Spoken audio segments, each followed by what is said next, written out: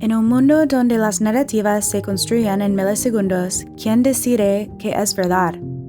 Como estadounidense viviendo en España, he experimentado el país como un lugar abierto y dispuesto a la cooperación global. Sin embargo, veo el estado político actual de Estados Unidos como una barrera para la seguridad europea. Las redes sociales son una experiencia global compartida, y la política estadounidense está influyendo cada vez más en las narrativas digitales. Esta es la historia de la instrumentalización pública de Internet. A diferencia de lo que nos reveló Snowden, esto está ocurriendo delante de nuestros ojos, con cada clic que hacemos al aceptar términos y condiciones. Y si las historias en las que creemos no son nuestras, sino ilusiones cuidadosamente diseñadas. Las democracias modernas han visto evolucionar la propaganda, que ya no depende solo de los medios tradicionales. Ahora se apoya en las redes sociales, convirtiéndolas en herramientas poderosas para moldear la opinión pública, amplificar divisiones ideológicas y influir tanto en audiencias nacionales como internacionales. La administración Trump es un claro ejemplo de cómo se puede utilizar este medio con fines políticos,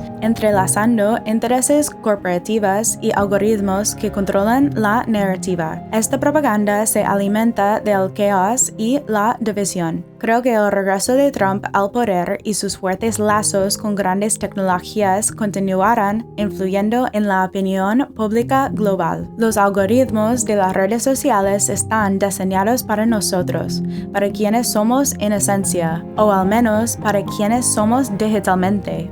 Cada vez hay menos separación entre lo real y lo virtual, porque lo que somos online influye en nuestras oportunidades en la vida real. Por eso sí, ser auténtica puede tener recompensas, pero también conozco la lucha de sentir que llevo una doble vida. No quiero que mi Instagram o YouTube reflejen perfectamente a la verdadera yo. Me gustaría proteger al menos una parte de mi privacidad.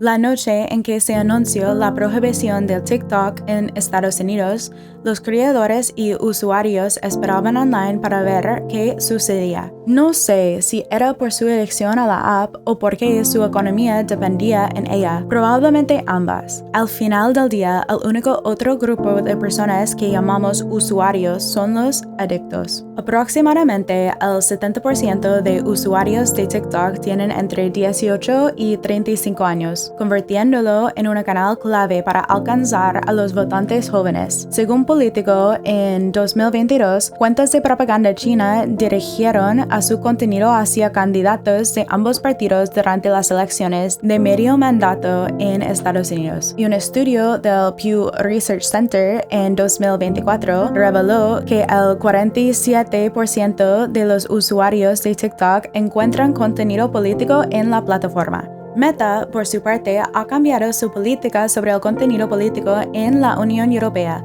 permitiendo que los usuarios elijan si quieren ver más, menos o la misma cantidad de contenido político en sus feeds. Eso podría significar menos regulación sobre el tipo de contenido político que se crea, dejando espacio para la manipulación narrativa. Estas estadísticas solo arañan la superficie del poder moderno de las redes sociales en la propaganda política. Ahora que las grandes tecnológicas tienen un asiento en la mesa del poder, veremos cómo las oligarcas estadounidenses darán forma a las narrativas que la gente consumirá sin cuestionarlas. Y no olvidamos que la nieta de Trump abrió un canal de YouTube hace 3 meses, donde documentó la noche electoral, un lanzamiento de SpaceX con Elon Musk y las elecciones presidenciales. Desde dentro, nos vende la idea de que su familia es relatable, normal, pero en realidad está impulsando los intereses políticos de un grupo de oligarcas de forma sutil pero efectiva.